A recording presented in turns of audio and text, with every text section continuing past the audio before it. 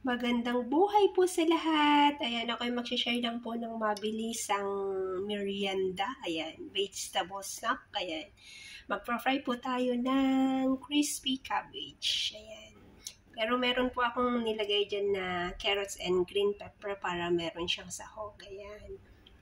Minarinig ko lang po yan ng chicken powder, salt, flour lang po yan, at saka egg. Ayan.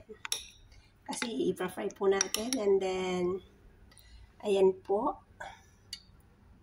Kinoat po natin siya sa breadcrumb. And then, i-fry na po natin siya. Ayan.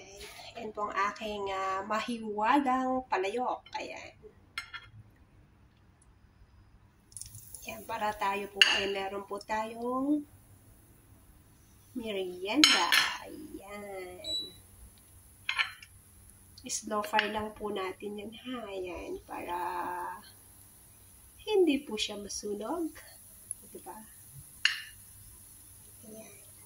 Saglit lang po ito, saglit. Saglit lang po siyang lutuin. Actually, para siyang ukoy. Kaso nga lang, ginawa ko po siyang pahaba para maiba naman siya. Ganon.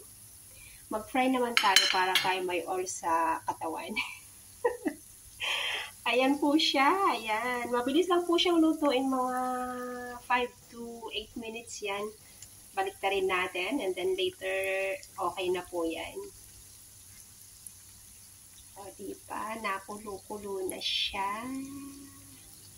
Ang ating crispy cabbage. O, slow fry nyo lang po ha. Para hindi po siya masunog. Ayan. Ganyan lang po tayo luto pag mga ganyan na O, diba? Mabilisan lang po itong gawin. Hindi ko na po pinakita yung paghihiwa. Dahil alam nyo naman po yan. Ayan. Papakita ko lang po yung aking simpleng pagluluto. Ayan. Para ako yung may ma-share sa inyo. Ayan. O, diba? Ang ganda ng kulay. Kasi kinoat po natin yan sa breadcrumb. Ayan. Dahan-dahan po ang pagpaliktad natin. Ayan. Para hindi po siya mahiwalay. Ayan. O, diba? Mabilis lang po siyang lutuin kasi gulay lang po siya. Ayan. O, diba? Mamaya ahunin ko na po yan. Ayan, maraming salamat to everyone. Salamat sa always pag-review ng aking mga simpleng lutong bahay. Ayan.